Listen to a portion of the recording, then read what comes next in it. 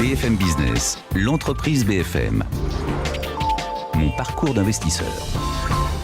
Et pour ce nouveau parcours d'investisseur, nous recevons Antoine Papiernik, le, j'allais dire tout nouveau, président de Sofinova Partners, Arnaud. Effectivement, le tout nouveau patron d'un acteur historique du capital risque en France et en Europe. Alors Sofinova est actif sur le marché depuis 45 ans.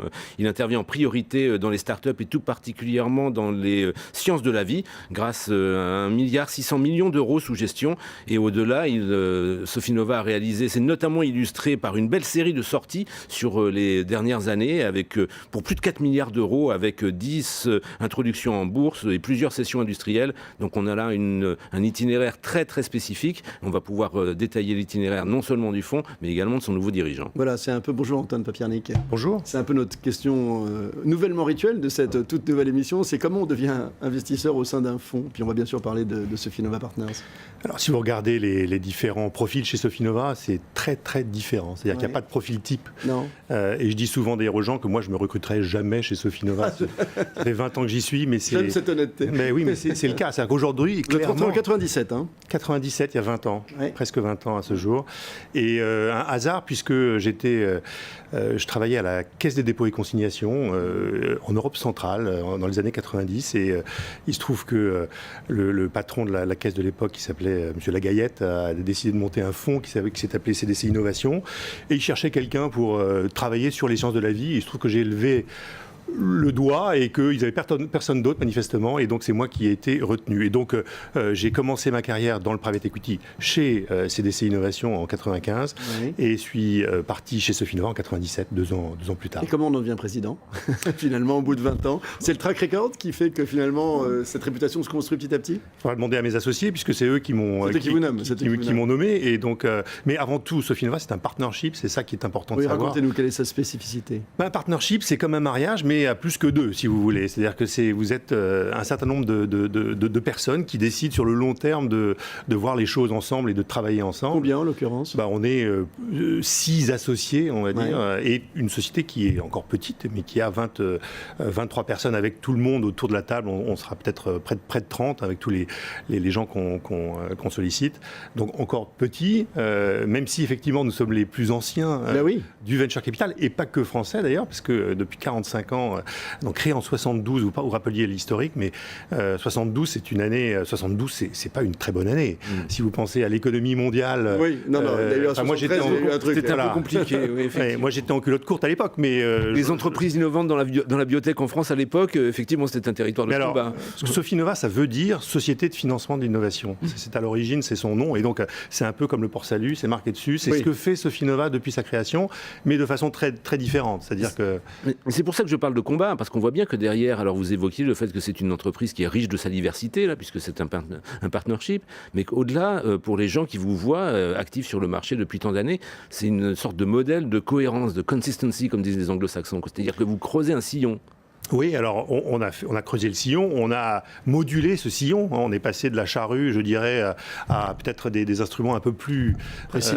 Très modulable, oui, effectivement. C'est-à-dire qu'avant, on ratissait large, on va dire.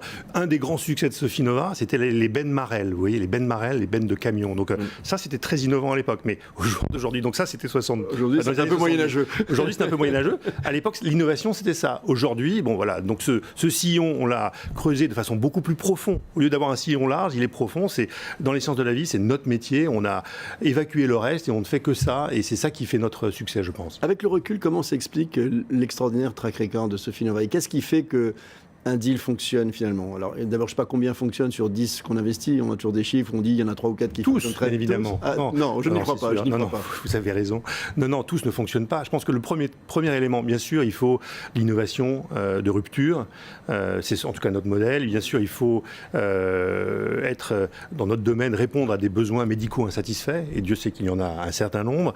Mais le plus important, et je pense que c'est ça qui fait la caractéristique de Sofinova, c'est de choisir les hommes. Ça paraît tous les entrepreneurs investisseurs qu'on reçoive disent les hommes d'abord. Oui, mais bon, c'est vrai. Si vous venez chez Sofinnova, et je vous invite à le faire. Mais je vous crois, mais c'est très étonnant.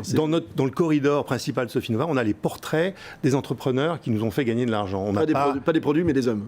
Voilà, pas les produits. Et la raison principale, c'est que moi, je peux vous dire, l'un de mes plus grands succès, c'est une société qui s'appelait Actelion, qui très récemment, il y a un mois ou deux, s'est vendu 30 milliards à Johnson & Johnson, dont on était à l'origine, ils étaient 4, vous voyez, donc 4,5, on va dire, ou 4 ou 5. Mais le business plan d'origine, le produit d'origine, sur lequel nous avons basé notre thèse d'investissement, a raté lamentablement dans des études. Mais vous avez gardé votre confiance dans les hommes. Mais voilà, c'est ça l'élément. C'est la vision que eux avaient du business. Nous l'avons soutenue, et c'est ça, in fine, qui fait que ces gens-là ont fait des choses extraordinaires. Et l'art de la sortie, dont vous avez illustré à plusieurs reprises ces temps-ci, que vous le maîtrisiez à un niveau on ne peut plus élevé. Écoutez, moi, les plus grands enseignants du commerce, c'est si vous allez sur un marché à Marrakech, essayer d'acheter un tapis. Il y a beaucoup à apprendre. Il y a énormément à apprendre. C'est ça la négociation d'une sortie ou la préparation d'une IPO pour une société innovante. Mais absolument, innovante ou pas. Je veux dire, l'élément le plus important, c'est d'être capable de ressortir du magasin sans avoir acheté. Vous voyez, c'est aussi simple que ça. Donc si vous voulez vendre, c'est la même chose. Rien n'est plus cher que ce qui n'est pas à vendre.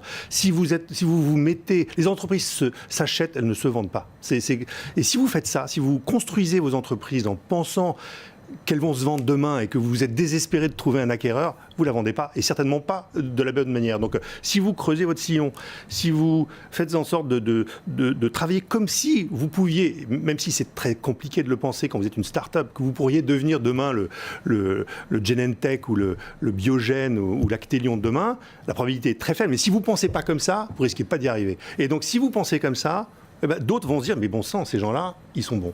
Dernière question, un seul chiffre, combien de deals par an chez Sofinnova Partners? Alors on fait 3 à 5 deals par an. Je n'ose même pas vous dire combien on en voit. C'est pour ça, je m'en doute. On envoie 800 à 1000, vous voyez. Donc on est une machine à dire non, c'est horrible à dire, mais il nous faut absolument donc on essaye de dire non aux gens pour des bonnes raisons, et en leur disant surtout revenez nous voir, et dans plein de cas, on s'aperçoit que c'est le cas. Mais vous êtes aussi, Antoine Papiernik, une machine à succès. Je rappelle que vous êtes le président de Sofinnova Partners. Merci.